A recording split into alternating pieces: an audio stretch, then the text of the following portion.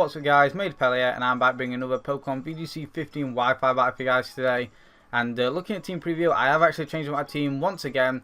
And the reason why is because I have been laddering a lot. I have been gaining a whole bunch of points, climbing high on that ladder. And I wanted to use a more team that suits my playstyle. A very powerful team that I can continue to win games, get high up on that ladder, and hopefully reach the 1800s. Which is a pretty decent mark in my opinion. 1800s is pretty high. So as I'm getting higher on the ladder, I am facing more difficult opponents. And as you can see, looking at my opponent's team, he's using 3 of the exact same team members I am. And only our Sylveon and Gengar are different. So this is definitely a very good battle, very fun. So let's just hop right on into the battle, shall we? So I'm actually going to decide to lead off with my Kangaskhan and Suicune. It's definitely the most viable lead I have on this team, as I can exert fake out pressure and potentially set up a tailwind. So he's actually going to decide to lead off with a Gengar and a Kangaskhan, definitely a very scary lead.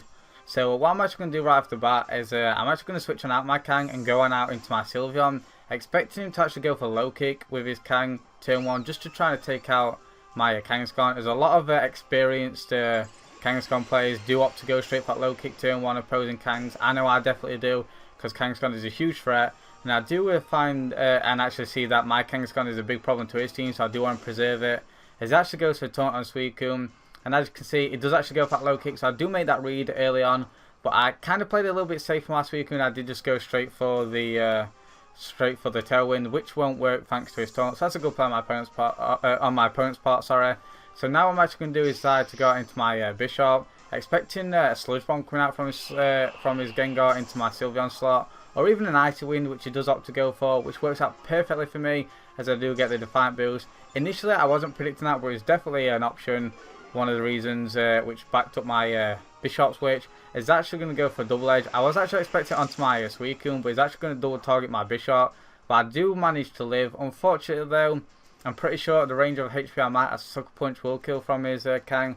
As I go straight for a Scald, fishing for a Scald Burn, which I actually hardly ever get with my Suicune, which is really unfortunate.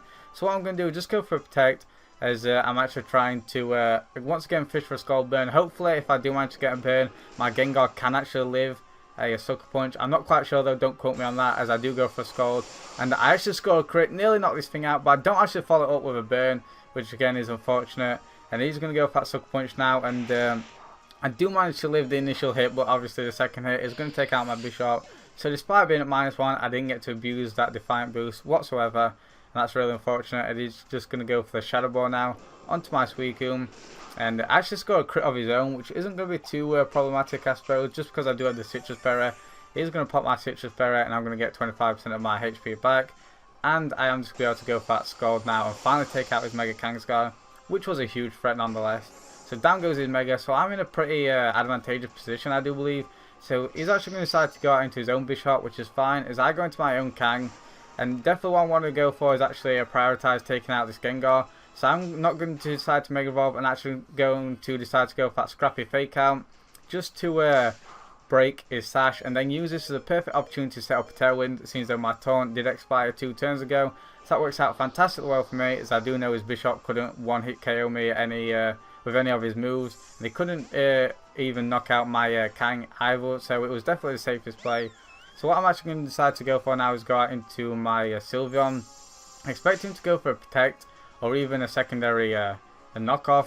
Nonetheless, it doesn't really matter, as I'm just going to target down his Gengar. Once again, staying in scrappy mode, as I do know my Kangaskhan will be able to pick off his Gengar thanks to experience. So I do manage to take out his Gengar, which is great, and I do have my Sylveon inside for free.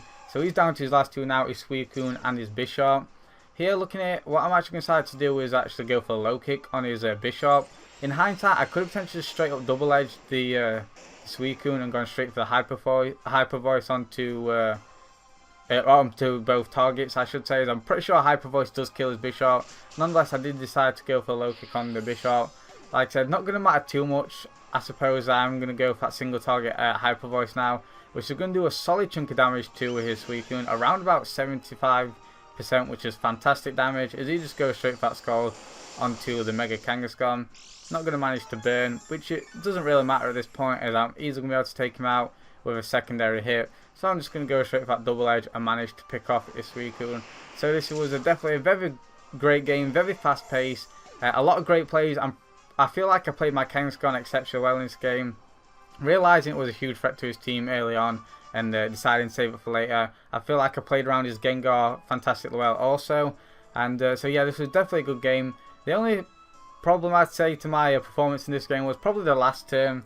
Sorry, the second to last turn.